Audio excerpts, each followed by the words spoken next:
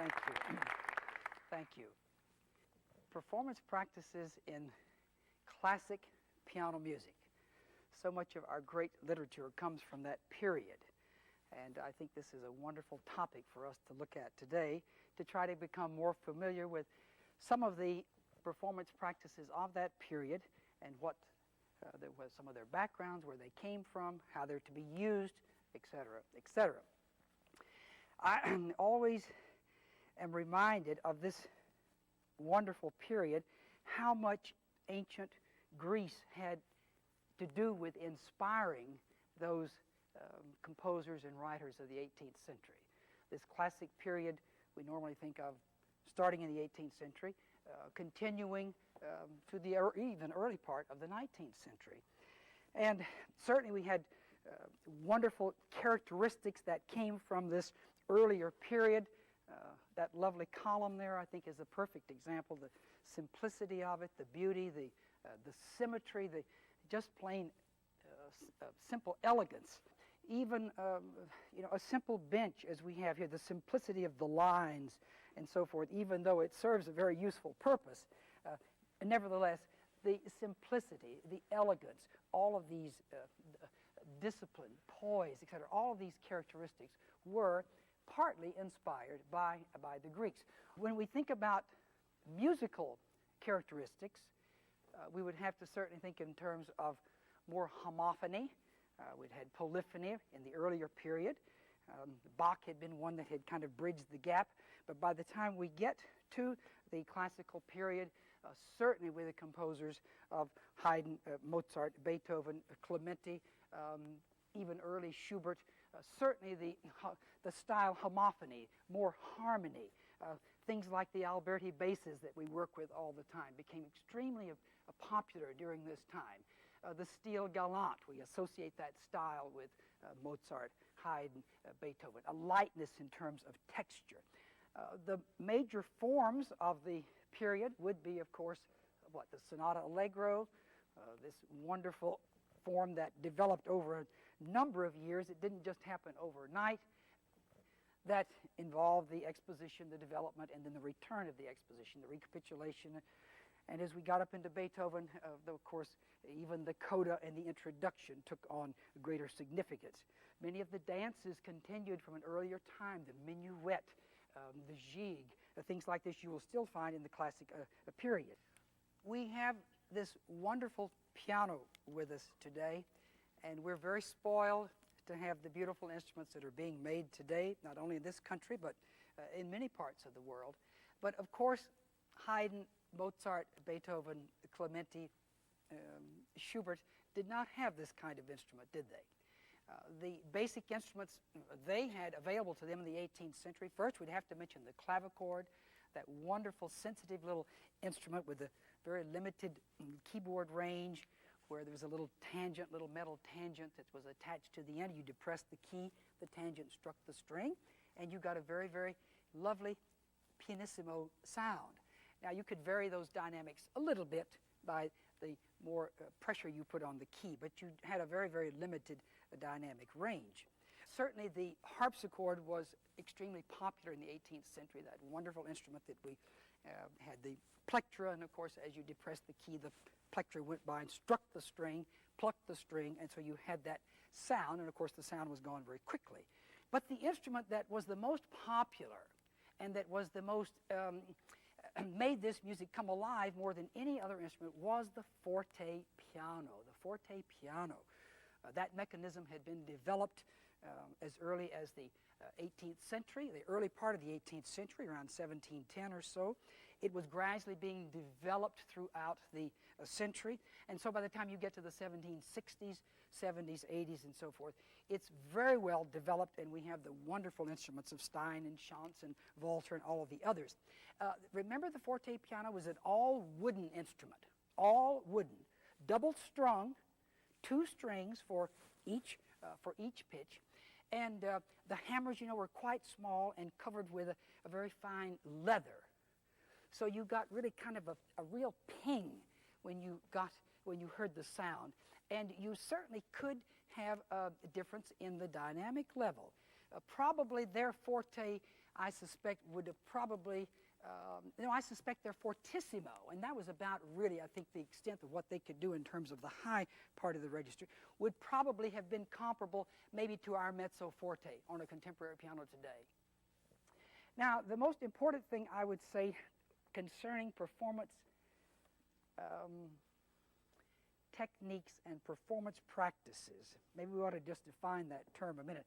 I think of performance practices as conventions, knowledge, anything a performer can use to help the performer bring a performance to life, to create a performance, whether it's notated, whether it's not notated. And one of the areas that I think is really very much misunderstood by a number of our students, as well as some of us, and I must admit that these are things that I have become more familiar with over the years. Those Italian terms, those little marks and words at the beginning of so many of the pieces and movements that Beethoven at one time said he wanted to get rid of completely. In fact, he thought they were so insignificant, in his later works he started using German along with it to try to help get across his ideas of emotion, character, mood. Now that's what these terms mainly meant to the 18th century composers. Emotion, mood, character, spirit. If you could come up with the right emotion, with the right character for a piece, you could get to the bottom line, which was the spirit of the music. That's what the great composers have always been interested in. And so I want to look just for a few minutes at some of these Italian terms that we're very familiar with, but I want to be able to maybe throw just a little bit more greater dimension into the definitions themselves. And so I want to look at a few sonatas of Haydn, Mozart, and Beethoven very quickly, just to look at some of these performance terms. And I will start with the Haydn sonata in B minor, Hoboken 1632, where the first movement, all Haydn says, is allegro moderato, allegro moderato. Now again, so many students will say, oh yes, allegro, fast. Don't let them do that. Use that only as a second definition. The first definition, the character, the mood, which really needs to be established first, is cheerful, it's upbeat, it's merry, it's delightful, it's jovial. And that then can help you come up with the right tempo, how fast, etc., that you think is appropriate for the particular movement. But then he follows this allegro with moderato. So this is not to be a very, very fast movement. It's somewhere in between. If you put allegro, think of that up here and say maybe adagio down here, somewhere in between. So this is a moderate tempo, but certainly in terms of the allegro, cheerful, upbeat, and so forth. I do think that this particular work, by the way, is a rather bold opening movement. By the way, it's the only sonata he wrote in B minor, so it's very easy to identify this. Just the first four measures.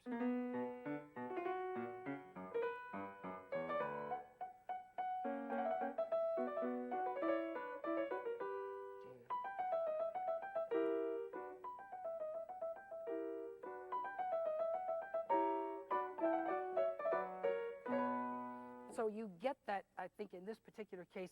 Yes, it's upbeat, it's moving along. It certainly is, I think, good-humored, even though it is in a minor key. The last movement, he just says presto.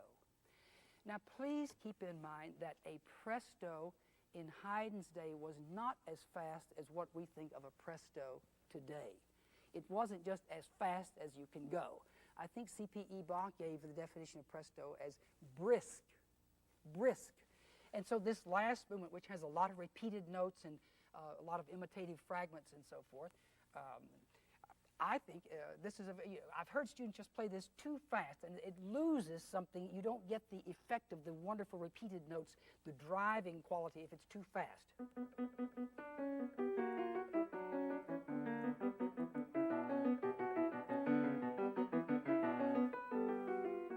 Etc., etc. Quickly moving on with just this next sonata of Haydn, Hoboken 1640, a two-movement sonata. You know, Haydn could never make up his mind how many movements were to go in a sonata. Beethoven couldn't either. He wrote 2, 3, and 4 movements. Haydn wrote movements, sonatas 2, 3, and 4 movements. Only Mozart had it nicely categorized, 3 movements. But this particular sonata, I think, is such a wonderful sonata because it's from a group of sonatas that Haydn wrote, and 6 sonatas that he wrote and dedicated to the Princess Esterhazy on her 80th birthday. And he uses a term here that is so typical of Haydn. You'll find it time and time again, this word innocent or innocentamente, innocently. Now, you know, we think of defining that word as childlike. I don't know if he thought she was entering her second childhood or what when she was 80. But I think this is such a lovely, lovely quality here. I think it implies kind of a coquettishness, kind of a playful performance, which seems to make sense to me. So he says allegretto innocente. And so the allegretto would be somewhat jovial, somewhat upbeat, but rather playful. And just listen to the opening 4 measures.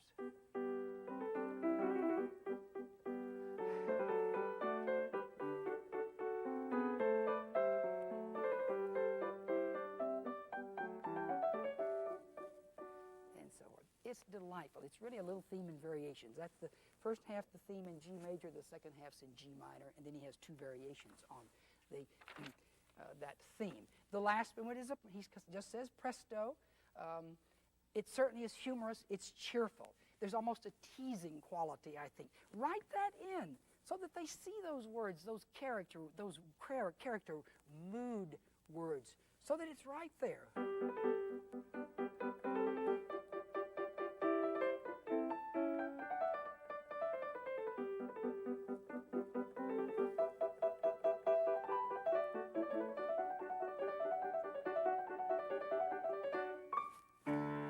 That wonderful sense of humor that Haydn had. Someone interviewed Haydn a couple of years before he died, and they asked him about his sense of humor, and I think he said something to the effect, without my sense of humor, I wouldn't be here today. And I think we could all relate to that. A sense of humor gets us through a lot of things, doesn't it? The 3rd sonata of Haydn, just to quickly mention, the E-flat major, Hoboken 1649, he just says allegro. That's all he says here, just the allegro. Cheerful. A lot of interesting articulation here, but we'll have to talk about that later. By the way, I think by the time you get to any of the sonatas of Haydn written in the late 80s and the 90s, you have now reached the full flowering of the Viennese school as we know it today.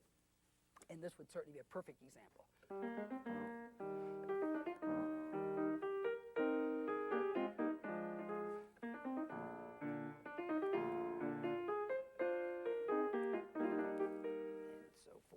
Just to quickly move on.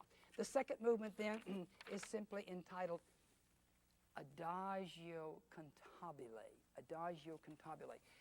May I suggest that you think of that word adagio, which again so many students say, oh yes, adagio means slow, adagio means slow. No, adagio literally means what? Ad, A-D, the first 2 letters in Italian mean at, don't they? At. Agio, you all know that word, agility, and so ease. Literally, adagio means at ease.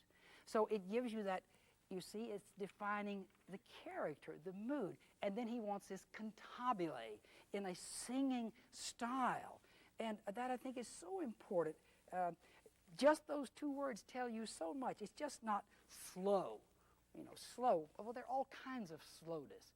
So I think that's a good way to define that particular word, adagio. So, and I think you'll hear it right here. I'll try to at least make it sound at ease.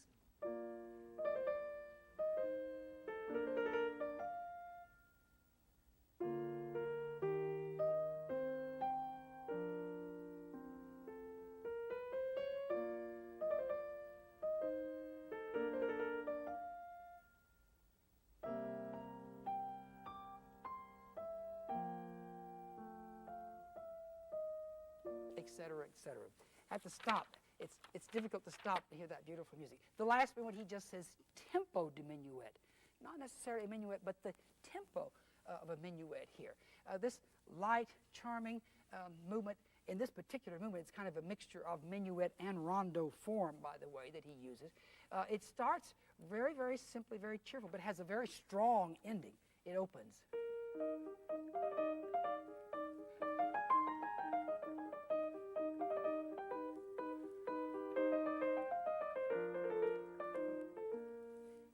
One section is in the parallel minor of E-flat minor before he finally comes to a wonderful ending.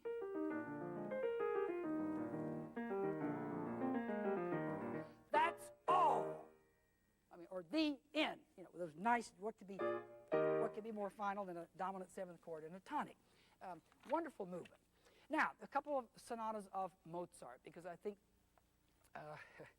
well, wonderful, wonderful Mozart's all we can say here.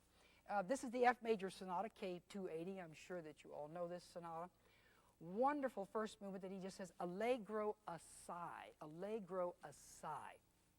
Now, so again, upbeat, cheerful, jovial, and then assai, you know, rather, somewhat in this. I feel there's also kind of a naive quality to this particular opening movement. And I always think of that, and it helps me from getting going too fast in this particular movement. Remember, this is one that opens in.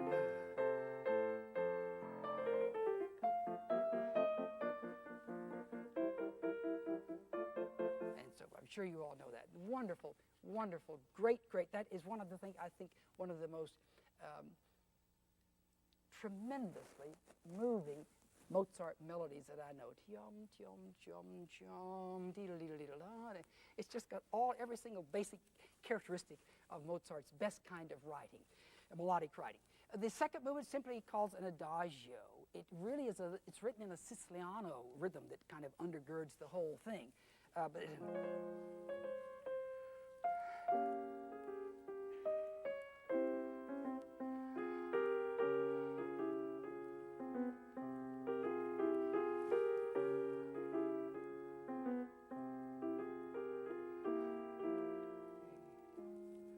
Comfortable, at ease, in 2, 6/8, as he writes it there. And the final movement, then he just says presto, but it's a very playful, capricious presto, it seems to me. He's got those wonderful little graces there at the beginning, which kind of just a little tip your hat, and that's all, and goes on. Wonderful, wonderful movement. Moving on to the F major sonata, K332. These are sonatas I know that you're all familiar with. This, I think, is one of the most Mozartian sounding of all the piano, of all of his piano works. This lovely opening, he just, by the way, says allegro is all he says here. We're upbeat, we're cheerful. And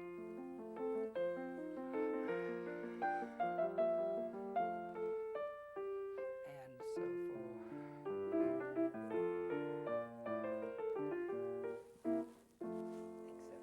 cheerful, gentle, all of that involved there. We could talk about those opening four measures for an hour, but let's move on. The adagio is all he says for this second movement, adagio. The next time you have a chance to look at a score of this, people, cover up the left-hand part, and if you just look at that right hand, you would almost think it comes right out of Chopin. It is one of the most elaborate, loveliest ornamented melodic lines I know in all of the Mozart sonatas. And so I really think it brings us about as close to Frédéric Chopin in the 18th century that we really ever get. This particular movement, adagio, I feel the mood, the character, it's longing. I feel a real strong sense of longing, intimate quality.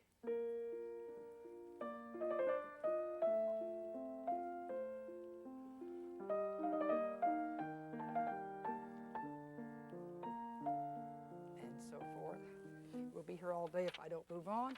Quickly, the last one when he just says allegro assai. This is, again, rather upbeat, rather lively, joyous, certainly almost a brilliant quality to it.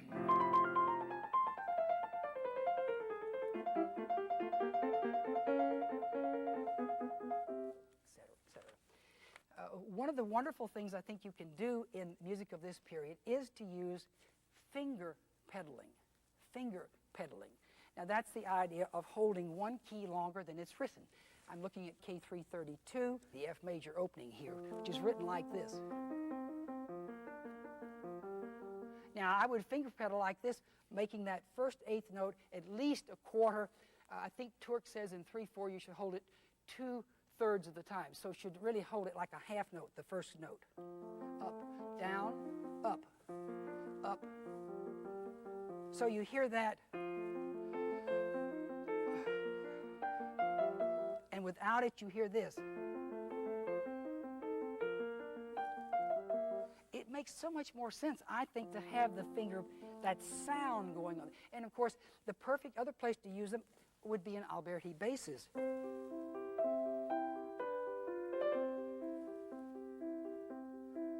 I'm just holding it. I'm not accenting it. It's like an agogic accent, of course, because you hear it longer. This comes from the old harpsichord school of playing. I mean, after all, if there was no way of sustaining, there was no pedal that you had on a harpsichord, how did you sustain? You simply held keys longer than the note value indicated, even up to the legatissimo, which meant you held the keys as long as you possibly could. The passage may have been written like this, and you played holding those. That's what legatissimo meant, certainly in the 18th century. So be sure that you keep that in mind. At least try finger pedaling, because I think it is one of the most useful means to make this music come alive without using the full pedal. I mean, this would be ridiculous to do. And I would say about 9 students I hear out of 10, that's the way they pedal it. But just use it. Then quickly moving on to Beethoven, just so that we have a few minutes to look at some of the terms that he used. Because Beethoven felt very, very deeply about these terms, as I've already referred to.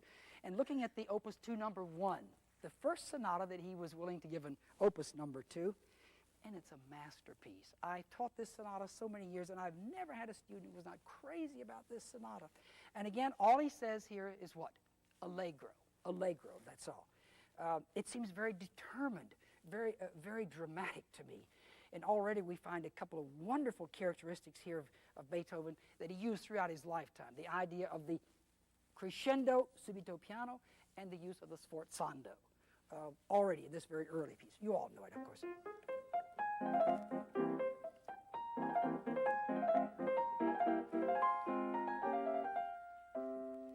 That first sonata could have been such a gem.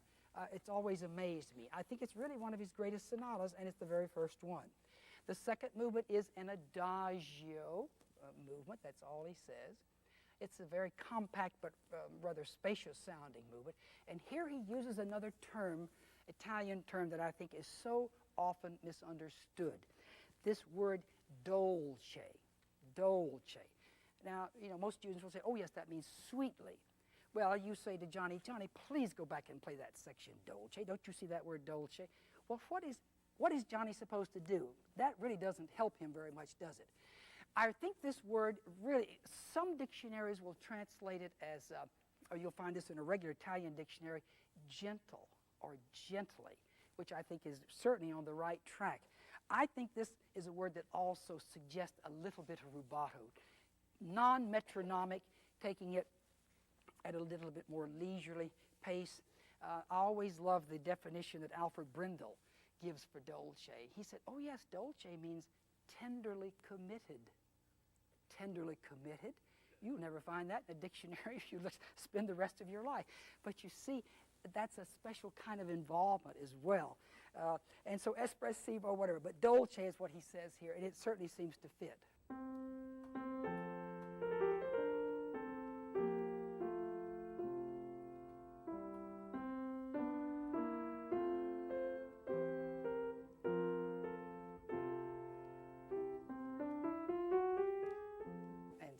Beautiful, beautiful movement.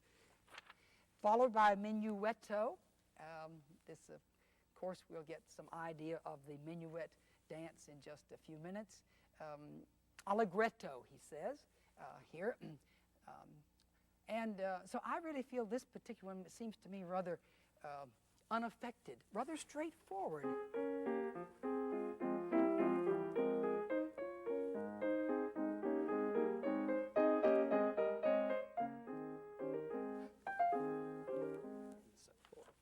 and the last movement, prestissimo. And this one certainly seems to be very powerful, very heroic, almost breathes storm and passion. It's in cut time.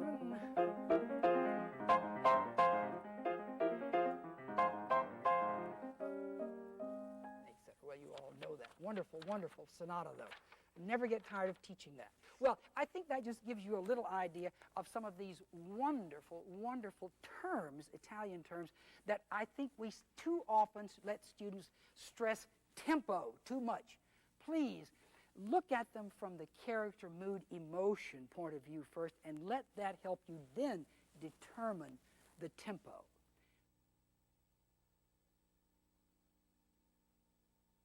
We now are in 18th century Vienna. We are in a ballroom in 18th century Vienna. The dance was very popular in Vienna in the classic period. The dance had been very popular in Europe, certainly, for centuries. And of course, all of the standard dance movements that Bach had used were still being written. Allemands, courants, sarabans, gigs, minuets, and so they still were being written by composers in the classical period. So we still have these wonderful characteristics, the simplicity, the elegance, the poise, the symmetry, the balance. All of the things we talked about earlier are still very appropriate to what is happening in Vienna at this time. We are extremely fortunate, I think, this morning to have a very lovely dancer to come and demonstrate a couple of these very popular steps from the period. And so if you will join me, please, in welcoming Miss Maureen Dubois.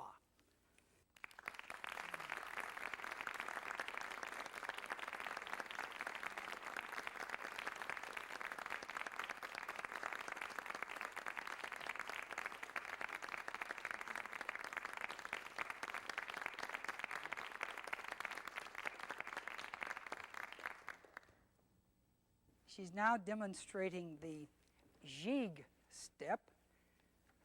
See how much buoyancy, how much lightness is involved. And with the lovely, lovely costume of the period and the elegant wig. Very, very beautiful, very beautiful. And surely you will recognize this piece of music to help introduce her demonstrating the minuet for us.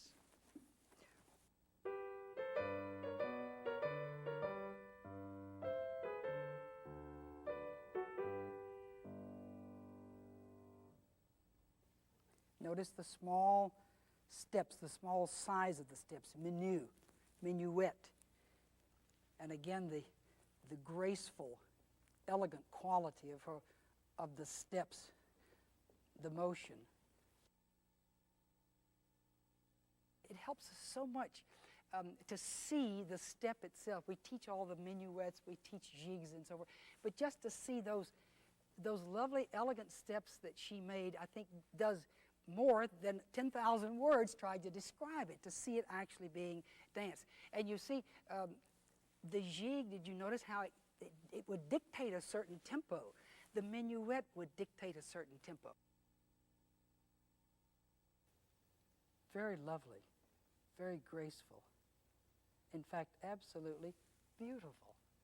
Thank you.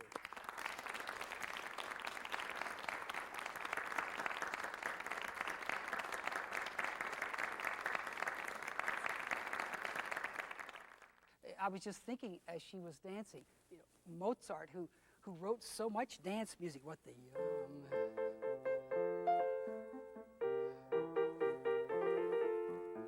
and so forth. And of course, Mozart was a good dancer. He was a good dancer. He really could dance the minuet beautifully. I'm sure he danced other dances as well.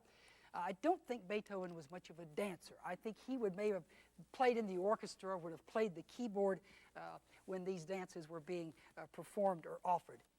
But Beethoven wrote so many wonderful dances, and these dances are so marvelous as the first pieces I think students should study when they begin studying Beethoven. The very easiest things that he wrote are these wonderful dances. And he wrote so many of them. And so I would suggest the dances first, probably followed by the bagatelles, probably then by the sonatinas, and then some of the easier variations and so forth. So you've got about 3 or 4 steps that should be taken before a student, I think, even gets to the Opus 49 or the Opus 79 sonatas or sonatinas of Beethoven.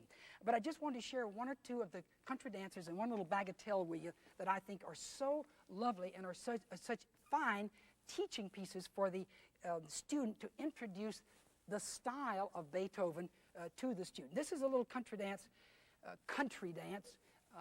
Sometimes it was called contradance, but the literal translation is country dance. And of course, that dance itself did come from England, had a great popularity in Europe and Central Europe. This is just WOO14 number 1, works without opus number. Can you believe that Beethoven died and left over 200 works with no opus numbers? Now, how in the world are we going to identify these things? He wasn't too considerate. He never got around to putting opus numbers. So George Kensky, the gentleman who came along and did the thematic catalog of Beethoven, used the good German term Werke ohne opus number, works without opus number, and that's all that WOO stands for, work without opus number 14, number 1. But this charming little country dance.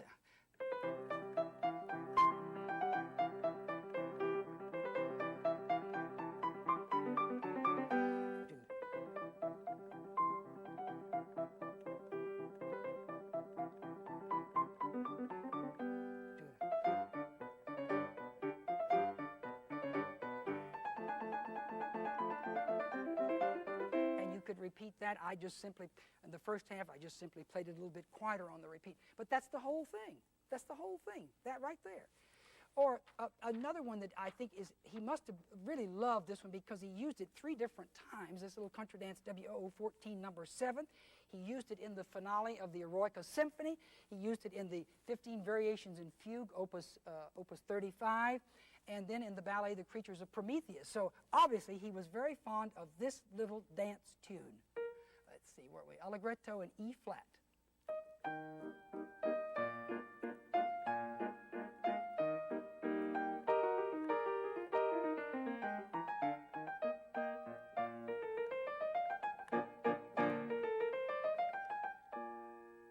And see, that's another place we've got forte, subito, piano, right even there.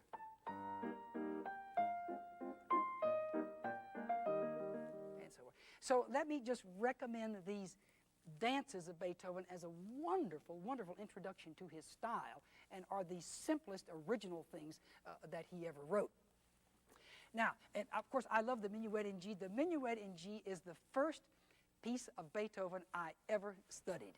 And it will always be a part of me as long as I live. So I just could not resist playing those little 4 measures a while ago before Maureen came in to introduce her lovely dances for us. Then I want to just say a word or 2 about the bagatelles, because they are so important. And again, they are, well, I would say that Beethoven wrote these trifles. This is what bagatelle means. They're the biggest trifles I've ever seen. Certainly the late ones. But anyway, throughout his lifetime, the Opus 33 quite early, and then some middle ones, and then there's some that, of course, even have no opus numbers. But I thought I would just mention one in particular that I think, and it's not going to be for release, so don't get too upset. Someone said to me at break, "Are you going to play for release?" And I said no, and she said, "Well, I'll stay then."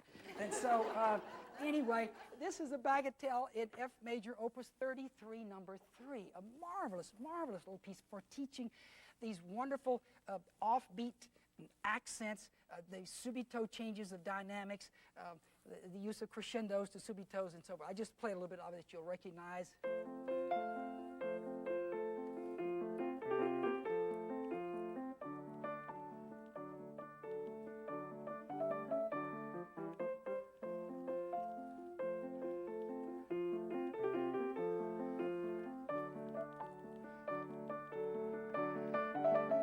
So already you've got what he loved, this relationship F to D. The third relationship he used time and time and time again. Here he's got a sforzando piano begin with. Piano, sforzando, D, the offbeat, subito pianissimo. That shift. It's a lovely, lovely, lovely bagatelle. I recommend it to you very highly.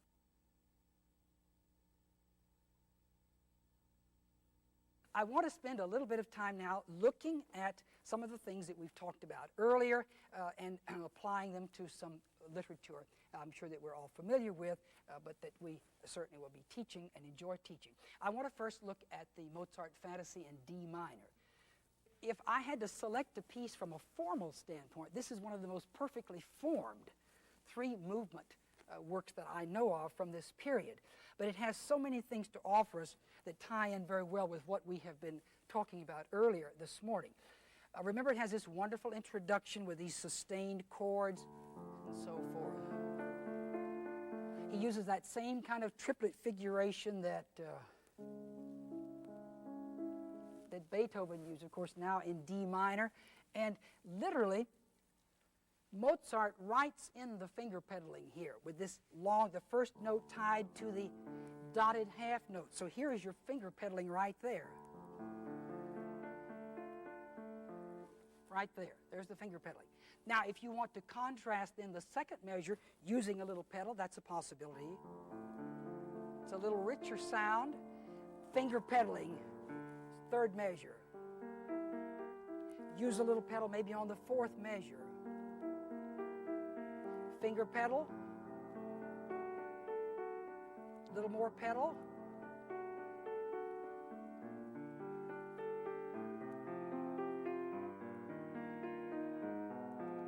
And now a pedal effect is absolutely required. One must use pedal here, whether foot pedal or finger pedal. Here is finger pedal.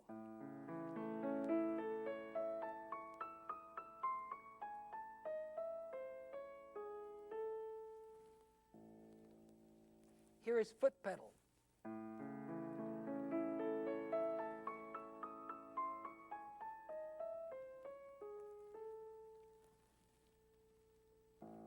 I would probably flutter that just slightly if I were, as we're coming down out of that little sequence there, so that it's not just totally dry. And then we get into the really second section, an adagio at ease, this wonderful, magnificent melody. And what does he start right off the left hand? He writes in the finger pedaling, half notes. This is non-legato.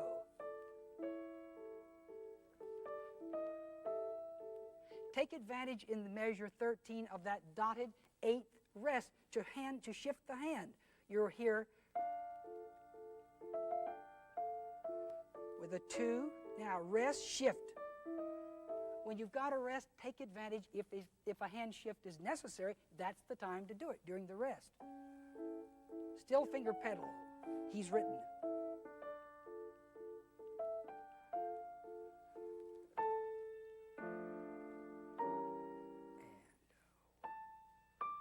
Portato.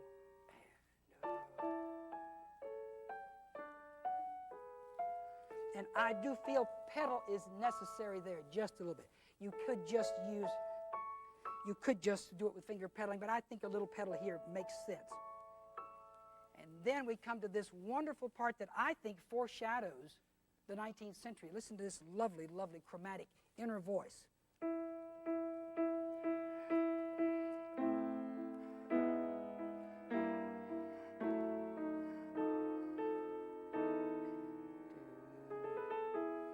And so many students pound out that poor old E natural.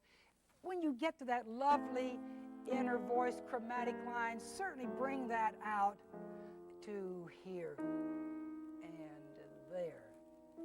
That is sounds to me like 19th century. Then we get to a wonderful little section that is very, very much focused on short articulation, little articulation slurs.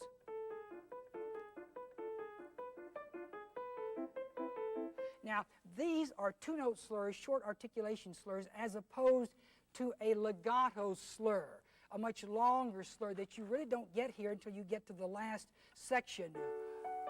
there you get the long slur. So he uses these little short articulation slurs, and they must be followed scrupulously, I think. Down, up, down, up, down, up, down, up. And by the way, the last 16th note in that measure, he does not put a staccato note dot on. So watch that, please. These are all staccato, not here. Not here, but the rest are all staccato.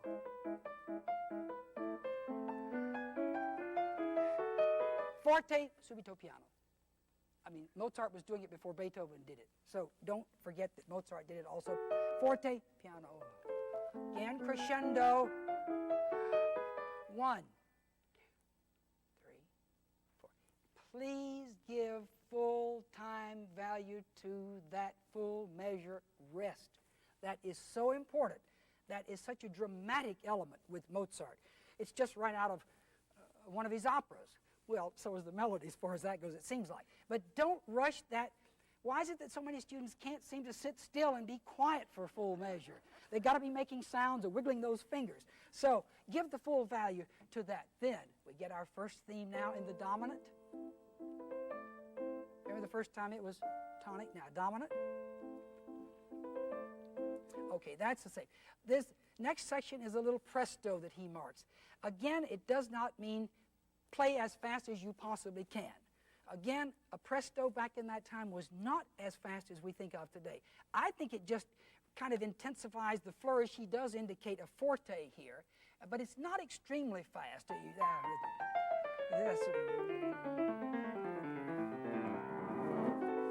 Now, I think you would need pedal there.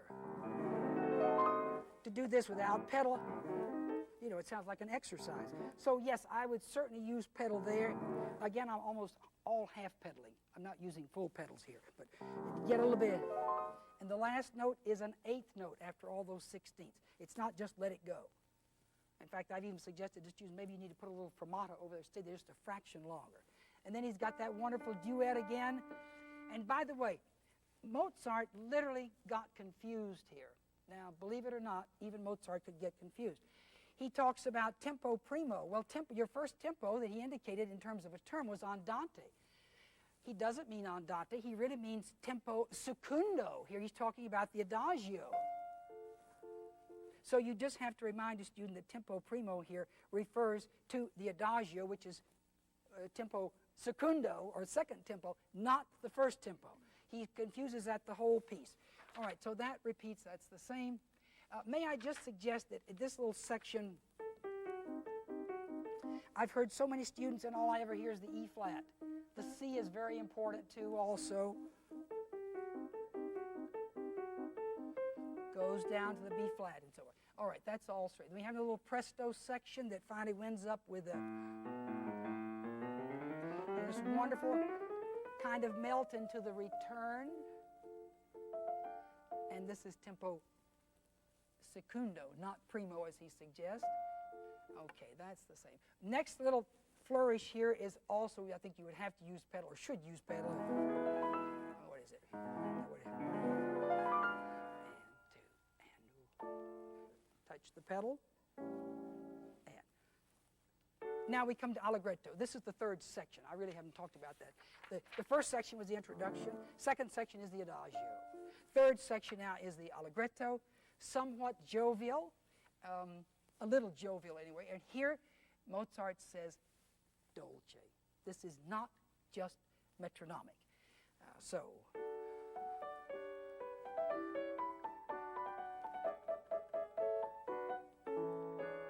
By the way, these chords are not staccato. They're not just as quick as you can get off of it. They're just eighth notes, 4/8. Now, if I were going to repeat that, I wouldn't do the exact same thing. Or, you know, the little turn there seems to make sense since he's used the turn before. So on the repeat, don't just do it exactly the same way. You know, this was not the style of the period. A historically informed performance, I think, would certainly indicate that you need to do something different on the repeat. To do it exactly the same, you'd have been thought you were about the dullest thing in town. So I probably would I've suggested to students maybe just a little turn on that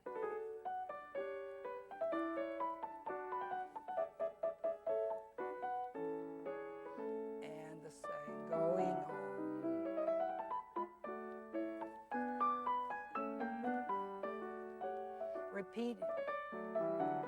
Again, I think a turn might work nicely there. And I wouldn't mind filling in that.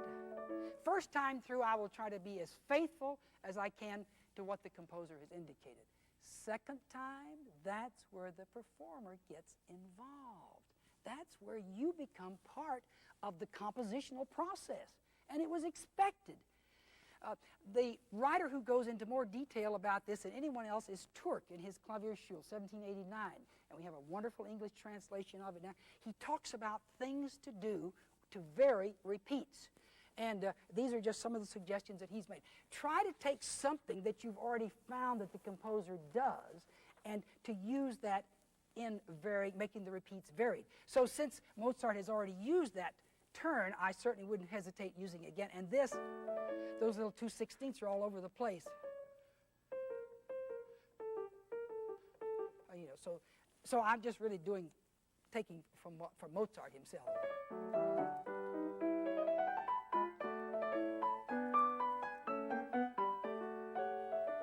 This is the same tempo. How many students I hear, now that we've got an Alberti bass, we've got to run like heck. No, keep the same tempo.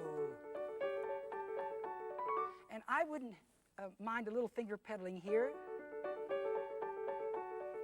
I'm just holding that first note of those 16ths just a little longer.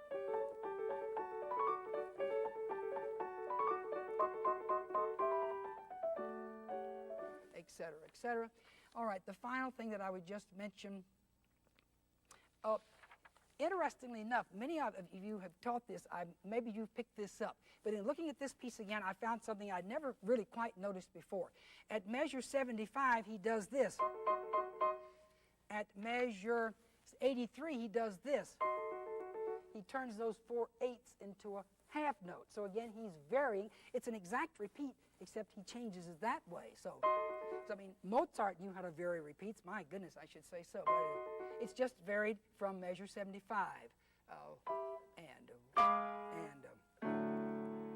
Now, how long do you hold that left hand? I would hold it till the right hand gets going.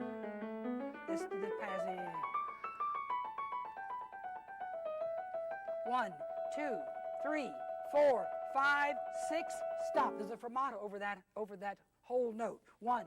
So 6 counts. I would stop the trill when the left hand comes in after the 6th count. And remember, he writes that retard in going from 30-seconds to 16ths to 8ths. And then he goes back to, he doesn't say a tempo, but you know that this is the allegretto, this is the third movement, so you would go back to the allegretto. And now you get the legato slurs again.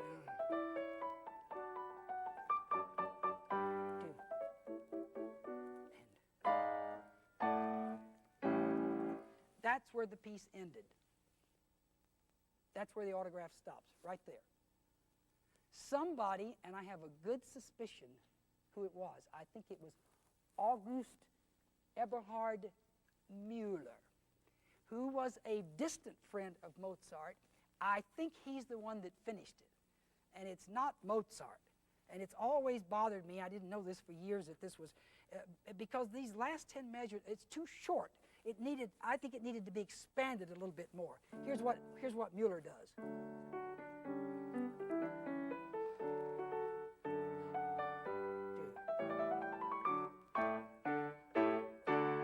I think if we'd had his, we must remember to ask Mozart about this.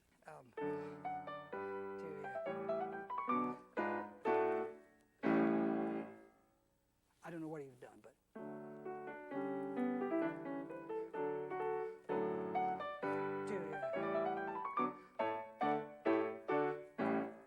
Or something like that. I'm just improvising here. But it seems to me it's 4 measures short, ending just having those last 10 measures. We could have at least had another 4 or even 6 measures, I think would have made the piece come on.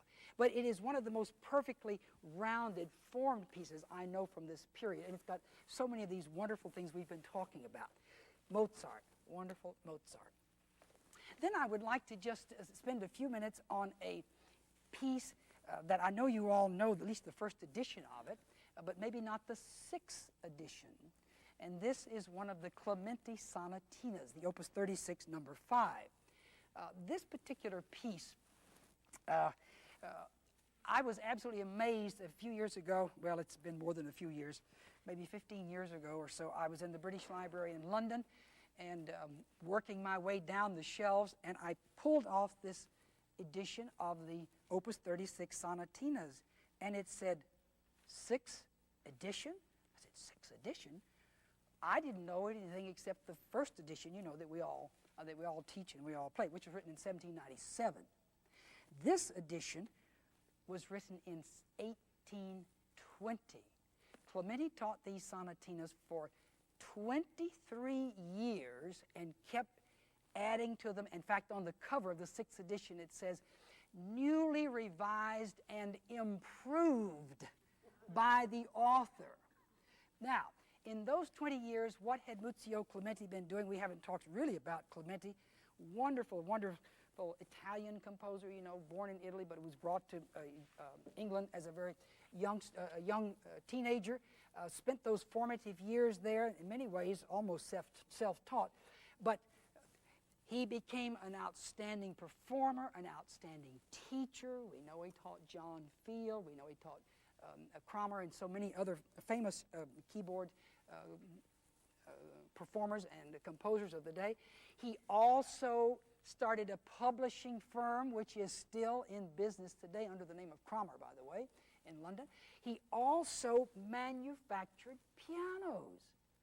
Now, what else did that man do in his spare time? I do not know. And the main thing he was interested in manufacturing pianos was making two major improvements. The first, to the upper register. Any of you know, that play older instruments, you know the first area of a keyboard that goes is the upper register. It begins to sound tinny and dry as the soundboard dries out. The next area that he was so interested in improving was the pedal. The pedal, the soul of the forte piano, pianoforte, now as we're getting up into the 19th century. By the way, that's another little twist on forte piano, that in England, what we call the forte piano, the wooden frame and so that I was talking about earlier, they call the pianoforte. So, I mean, you can see why we have really had great confusion about that term over the years.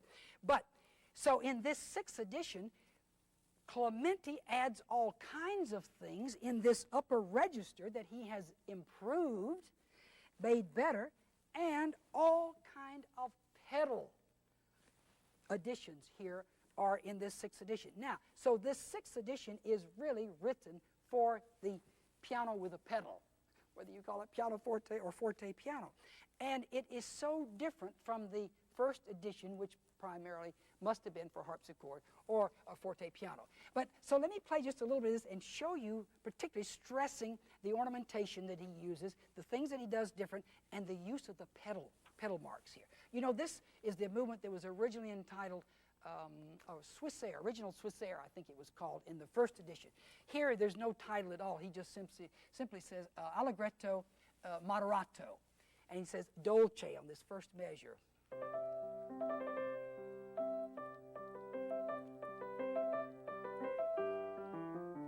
That's different. That's not the 1st edition.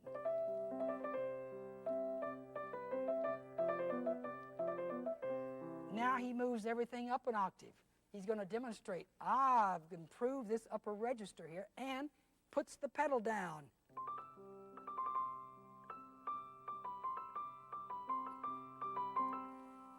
One, two, three, four, 5 measures pedal without changing. So I suggest about a half pedal there. Just a little bit. Crescendo, now it's forte, pedal. And then everything moves up the left hand, 1 octave higher, so we have. Now there's nothing over these notes at all, but we would play those legato.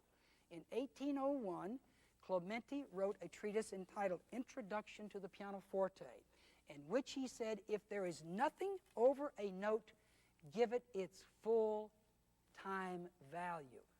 That's the first definition of legato style that we have, 1801. So there's nothing over this right hand, but so you would play it legato.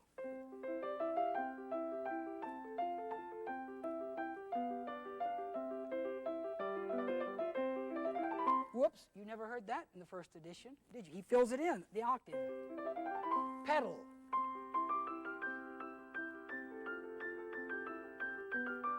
Another 5 measures of pedal.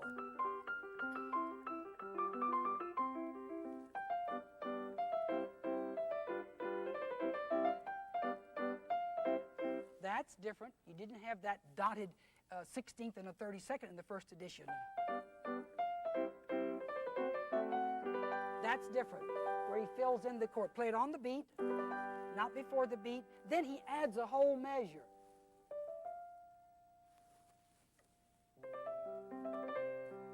Now he's varying the repeat. It's like the little yodel with a 6th.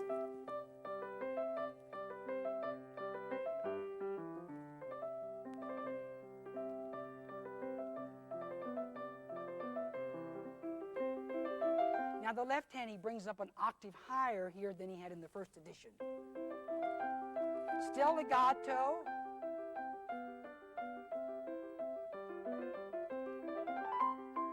Pedal. You know, really that gives more kind of an aura of the Swiss air, almost like a little music box effect with that use of the pedal that he indicates. Now from here to the end, everything is different than from the first edition.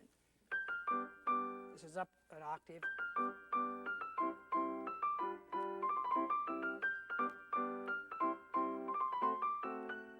Now he writes out those turns.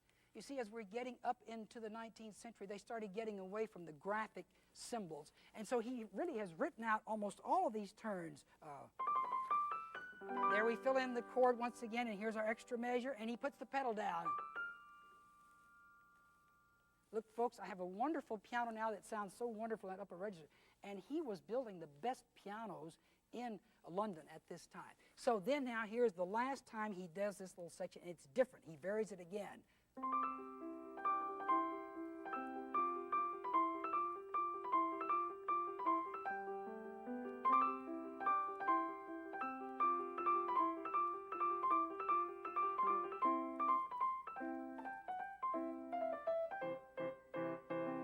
Finger pedaling, he writes all the way to the end. You didn't hear that in the first edition.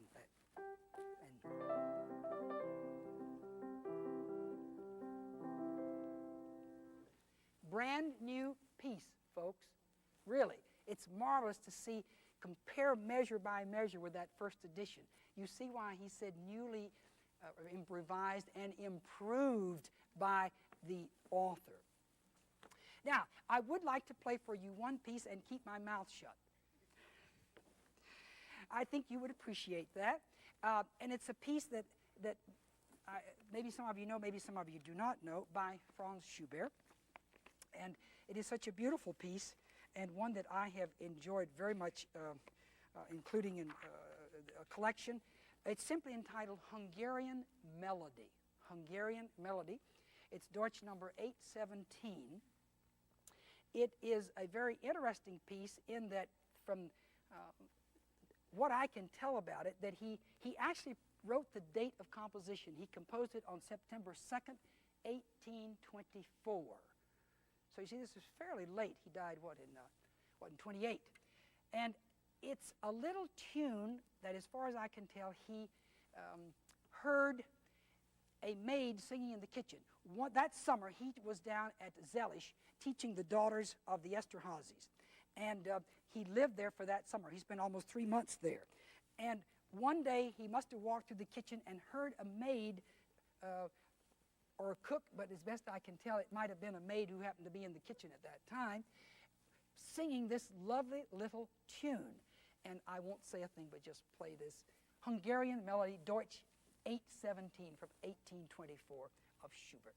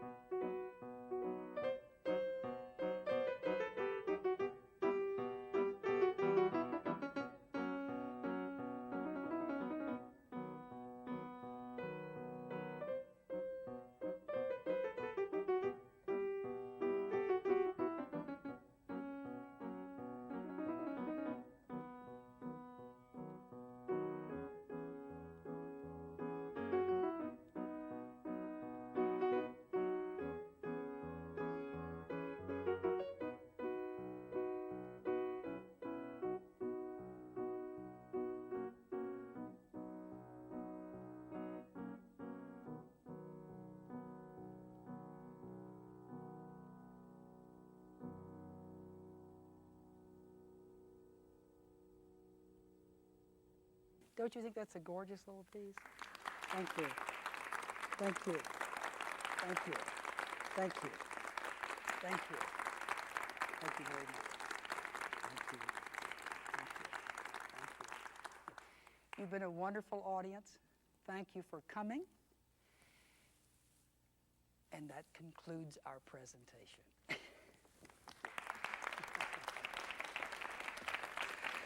Thank you.